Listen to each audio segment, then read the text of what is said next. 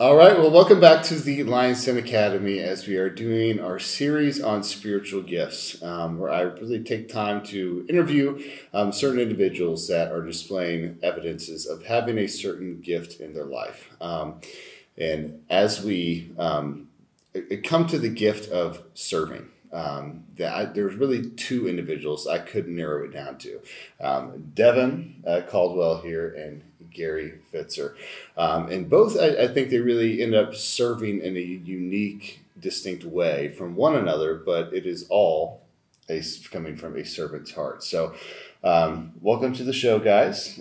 Glad to have you. Thank you. Thanks, James. Great to be with you. You bet. So I'll just kind of take it one at a time here. So what we normally see with a certain gift is that it really just starts displaying itself after you've been saved.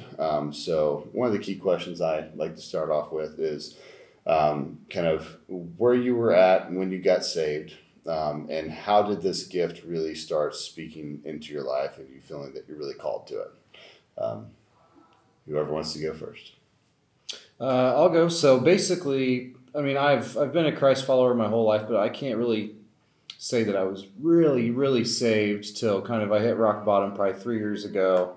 The wife and I separated, ended up divorcing, and I really hit rock bottom. And that was when I actually had joined my group at Traders Point. And at that time, I was also running my own business. So kind of my gift I had was fixing things. And then I got in touch with my group, and I looked into serving, and it was funny. I kind of had a misconnection twice with the properties team here, and finally ended up getting connected with them. And now I work for the properties team instead of just serving there. So like that just speaks volumes as to how God kind of gave me, a gift. And once I leaned in and started really trying to use it and trying to do kingdom work with it, like it ended up turning into just a career for me, and just being at the church all the time. My kids go to school at the academy now, and it's really changed everything once I felt that gift and leaned into it. Mm-hmm. Yeah, for sure. And I know from that men's group, it was really you that had the calling on your heart to say, hey, we need to step out into the world and serve people and share the love of Christ and be the hands and feet. So do you want to talk about that for a minute and really how that started really nudging at you? Yeah, I just I really feel called to be intentional because none of us know how much time we have left. And, our time here, I feel like, is to prepare us for heaven, prepare us for the kingdom of heaven. If we're not serving one another, we're not being the hands and feet of God,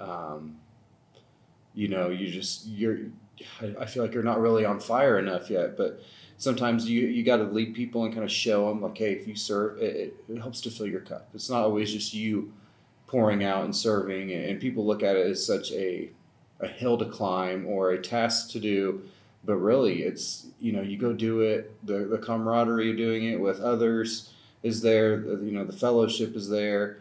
And, after you do it, you really feel good. And some of these serving opportunities we get, you're not just there serving, you're also learning about, we serve a lot of, profit and charity organizations and help them out, but you learn about that, and you learn so much about what else is going on in the kingdom and how many different things are going, different directions. And it's just good to get out there and help serve others that are also serving the kingdom.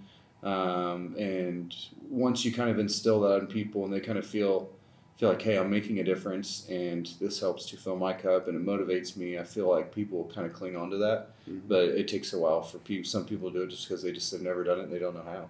Mm-hmm. Right on. Gary, same question. I'm 2 months shy of having experienced a spiritual rebirth 20 years ago. Wow. And it's still just very vivid in my memory and my recollections. I knew that there was a change going on. I'd been back in church 10 years at that point. And so I was on a path, but then there was that moment 20 years ago. And It actually came just before, about 100 days before, what would begin a series of years that were the most challenging in my life, where I'd lose my marriage and I'd lose a job or two and just significant roadblocks. And yet, the one constant during that entire time was God's love, His support, and eventually, in short order, the gift of His salvation. And so, it just felt it was an amazing heart change. Mm-hmm. Now there was some inward looking and maintenance as a part of that, but it evolved quickly into an outward first approach to where my interest in my own life and perhaps at times even my own well-being kind of got pushed to the side, and I was fortunate enough to be around a great fellowship group of men, just like I am now, that nurtured me and encouraged me and provided opportunity through mission work, both domestic and overseas, and a lot of the same type of things that we're involved in. Just created a wonderful environment. In particular, I had a spiritual mentor at the time that basically took me through the Bible at a level of depth that I'd never experienced, even though I'd done some Bible study classes through the church. So just a period of time that on the surface might have looked like the most challenging I'd ever experienced in my life, and yet obviously the most rewarding. Mm-hmm. Just so grateful for the way it has progressed, and I love the opportunity to be with you all in fellowship now. So where was your heart? Excuse me. Where was your heart for serving before you were saved to now? I mean, I know where it is now, but yeah. I was too busy serving myself. Mm-hmm. Really was. I had early in life, I had I'd gotten my career off to a good start, and so life became really just kind of a progression of accumulation. Yeah. Bigger, nicer houses and cars and vacations and this and that for the kids and things like that. And I guess I was in a mode of, well, I'm too busy for that, or yeah, that's nice, but I can't commit to that because I'm doing this and running this hard to keep all these other balls in the air. And I didn't have the perspective. I didn't have the heart change at that time to realize kind of how shallow and pointless that was, and it proved to be,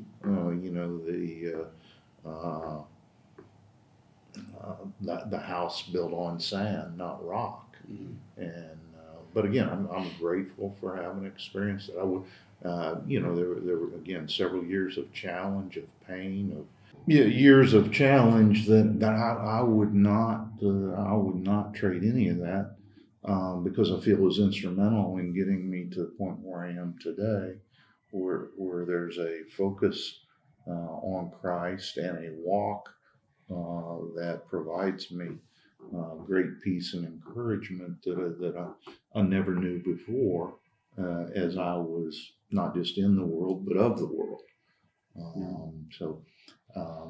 Someone asked me this in the past week, with what you went through and losing a marriage and, and seeing a career turn south and all that, would you, and I said, yes, I would go through all that again, plus some, to be here today and have a relationship with the Lord, to be in fellowship with brothers, to have had that heart change. And very grateful to have a wonderful relationship with two young adult daughters and two new son-in-laws that they were very much affected at the time by the, conversion, if you will, from the life of accumulation and achievement to then one of substance. But there were many, many sweet moments during that time where I could see that they were aware of what was happening. And fortunately, one of them has a wonderfully strong walk with the Lord today. And it's so interesting when I share scripture and faith with them. The other daughter, who's not as far along, though, I can see that her yearning for that is just really, really strong. So I'm grateful. Wow. So, like I mentioned before, I feel like you guys each serve in different, unique ways. I feel like, Devon, you've kind of been blessed to have grown up around or gone to, I'm not sure what it was, but I feel like if anything has an engine or has a pipe or pretty much, if it could be broken, you can pretty much fix it. I'm sure, unless it involves like semiconductors or people. Or people, yes. Yeah. And so I feel like you've kind of really just leaned into saying, okay, I can serve people with what I've been given, and that's kind of been a birthplace in your heart. I feel like, Gary, for you, it's you love serving just out of hospitality and really leaning in and saying, hey, I'm bringing the food, I'm bringing the drinks. I'm the anti-Devon. I don't have a tool belt, and when you got a nice chest though. I do, and that's when I've gone on mission with brothers. They've basically said, hey, go back to the kitchen, stay off the job site. You're only going to do something that we're going to have to redo. You're going to set us back. So again, only God can put you on that path of the gifts He's given you and that you've developed into a talent to put you where you can serve. Amen. So I'd like to ask each of you. So Devon, what has been the most impactful thing where God just put it on your heart? Hey, I'm going to serve these people in love, using what God's given me here. And it's just been like just the most impactful story to you, or just, that others love hearing. What would that be? I think the most impactful thing would be, when I was offered a job at the church. That was it was mind blowing to me, because I just thought, this is going to be a serving opportunity, and, I'm going to serve, once or twice a month and help out with some handyman things, or I'm going to go help foster families and, go fix, a leaky faucet or just do kind of mundane things here and there. But when it became like a whole full-time thing, it was just like, wow, like that's God. That is God working in my life. And so I just leaned in. I went for it. Obviously, church doesn't pay as much as most places in the free marketplace of work. So I had to make some lifestyle changes. I had to kind of restructure some things in my life. But it's been just an amazing blessing to see how God can work in your life if you just lean into it and just kind of follow the calling. If you're called to serve and you lean in, you do. You never know where it's going to take you. And so it's just been such a blessing just be part of the church full time. Gary, what about you? A person, family that you just served that's the fellowship group I was a part of out of our church in Charlotte, North Carolina. There was a series of years there in the mid to late teens where these hurricanes would stall out over the Carolinas coast. And those are low-lying areas to begin with. In fact, in South Carolina, they referred to it as the low country. But as you move up into North Carolina and you have the Outer Banks, it's low-lying to begin with. And there was one particular storm, name escapes me now, but around 2017 that stalled out right over Camp Lejeune, Mm-hmm. which I think may be one of the biggest Marine bases in the country. And our group went to that area a year after the fact. And at that time, Camp Lejeune, which has significant resources to kind of put they still had 700 and some of their 1,600 structures on that big base that were still in some sort of disrepair or in rehab and getting them back up. So you can imagine what the rest of the outlying community was. A wonderful church provided housing for us, and we worked through another church's regional organization as far as finding actual individual homeowner projects to go in. And the one that I'll never forget, and we had just a group, kind of like our fellowship group, 8 or 10 of us. I was cooking every day, fixing 3 meals a day, and the guys were just a couple of guys, general contractors, and they know how to get after it.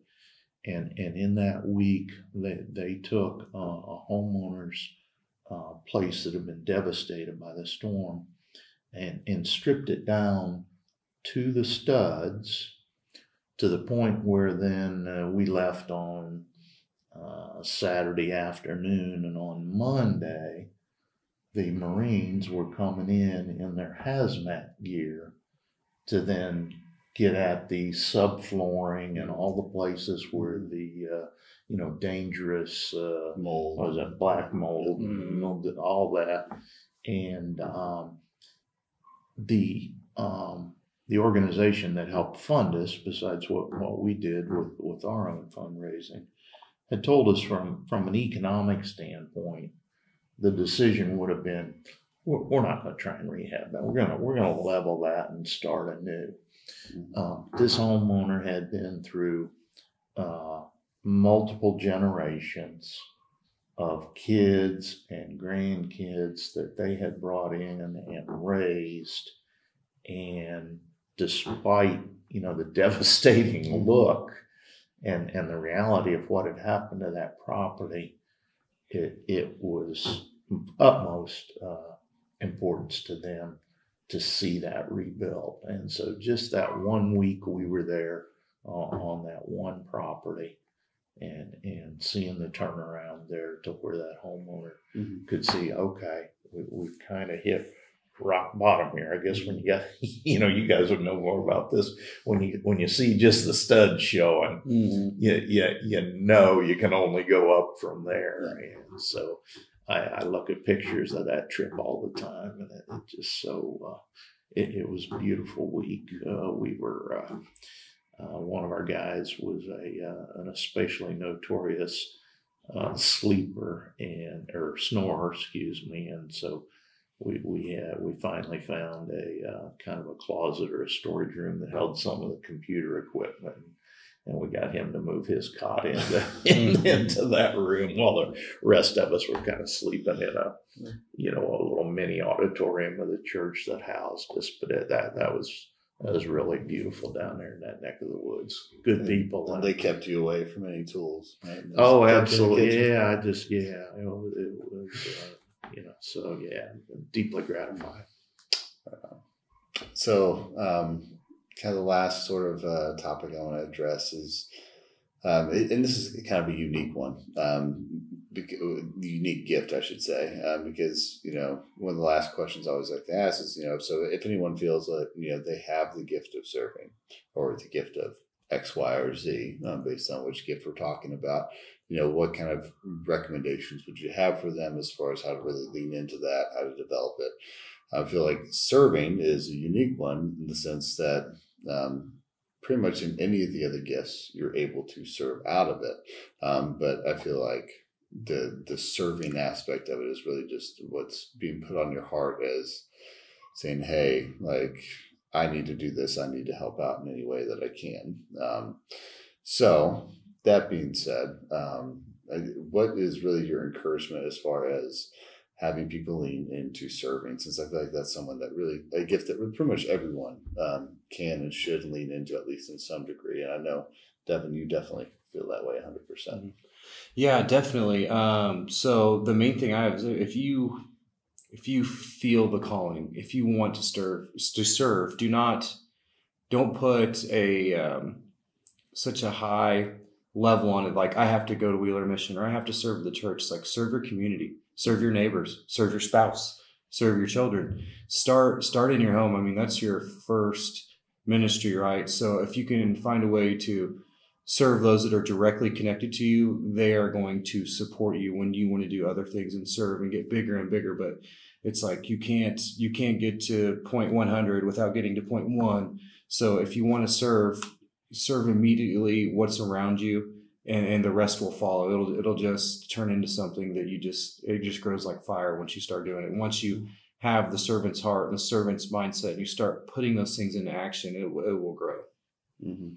So but basically my main takeaway is, do not say, well, I need to serve, and I want to do this. I want to go serve food on Thanksgiving, or I want to go do this or that. It's like, start serving now to those directly around you, and things will happen. Yeah, I think when the verse that comes to mind, I'm probably not going to quote it verbatim off the top of my head, but where Jesus says, when you gave me a cup of water when I was thirsty, you did that to me. Like, we never did that. And he's like, when you did it to any one of these that are the least, then you're doing it for me. So, Gary? Looking for and listening for God's calling. I moved back to Indiana 2 years ago after having been south all most of my adult life, and as a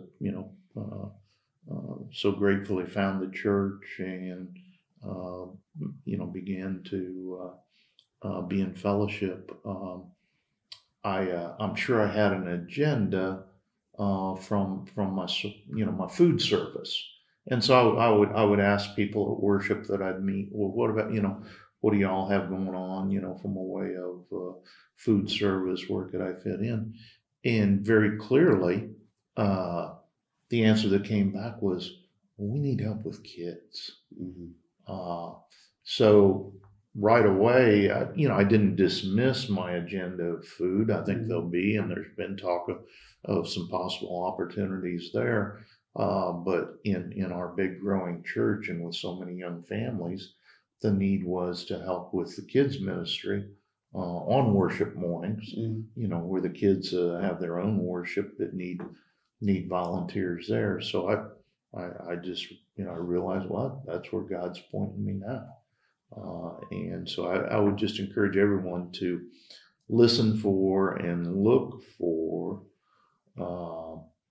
where through prayer and through fellowship with others, they appear to be led. God knows better than all of us. So we just can't, we have to humble ourselves and maybe set aside what talent we think we've maybe developed, and look for where he's perhaps uncovering a fresh new path to go. And so I've found the children's ministry very rewarding.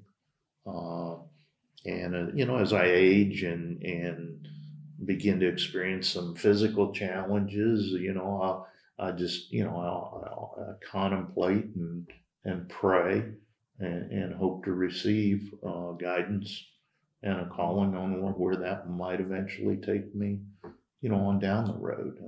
I'm confident God, if I cooperate, if I calm myself and quiet my brain and am obedient to his call, I'll hear it and I'll follow it. But that's on me. He's going to provide the opportunity. I know. All right. Well, Devon, Gary, appreciate you for coming on here and sharing your story, sharing how the gift of serving has been a calling for you and impacting not only your lives, but the lives of others. And I'm sure we'll continue to do so. Once again, this is a weekly series that we are doing. So if you enjoyed this, more gifts are coming down the road. So Tune in.